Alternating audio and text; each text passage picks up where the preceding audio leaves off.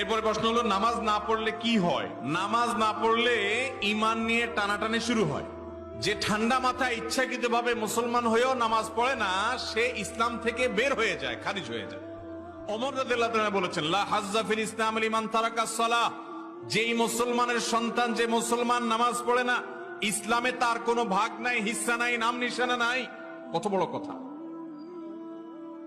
সাহাবা ইকরাম তাদের যুগে বেনামাজিকে কাফের মনে করতেন। যে মসজিদে আসে তাকে নামাজি বলতেন, যে মসজিদে আসে না সে বেঈমান। কারণ তখন কোন মুসলমান মসজিদে না এসে থাকতো না, এমনকি মুনাফিকও মসজিদে আসতো। অথচ আজ মুসলমানের সন্তান মসজিদে যায় না। আল্লাহ আমাদেরকে বুঝার তৌফিক দান করুন। কোন কোন আচার আচরণ গুলো একটা মেয়ের মধ্যে থাকলে আমি বুঝতে পারবো মেয়েটা দিনদার? আজকাল বিশেষ করে শুধু নামাজ কালাম দেখে লোকটা ধার্মিক, এটা মনে করা এত সহজ নয়।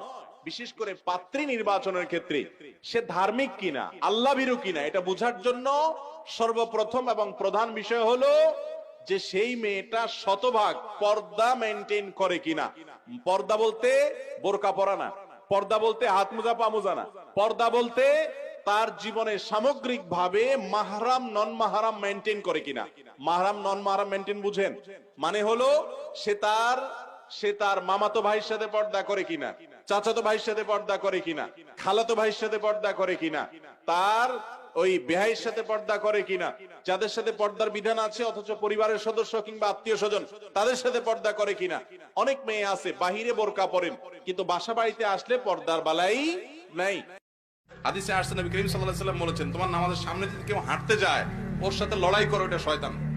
লড়াই করো, লড়াই করো মানে হাত দিয়ে তাকে অন্তত বাধা দাও। কোন ব্যক্তি নামাজ পড়লে তার সামনে হাঁটাচলা করা গুনাহের কথা। নবী করিম সাল্লাল্লাহু আলাইহি ওয়াসাল্লাম বলেছেন, নামাজি ব্যক্তির সামনে হাঁটাচলা করা কত ডেঞ্জারাস অপরাধ, এটা যদি তোমরা জানতা তাহলে সামনে প্রয়োজনে হাঁটাচলা না করে এক পাশ থেকে আরেক পাশে যাওয়া, এরকম পরিস্থিতিতে 40 পর্যন্ত অপেক্ষা করতে, অর্থাৎ 40 দিন বা 40 বছর বা 40 ঘন্টা পর্যন্ত দাঁড়ায় থাকতা, তারপরও ক্রস করতে না, কারণ নামাজের সামনে ক্রস করা এটা এতটা গুনাহের কথা।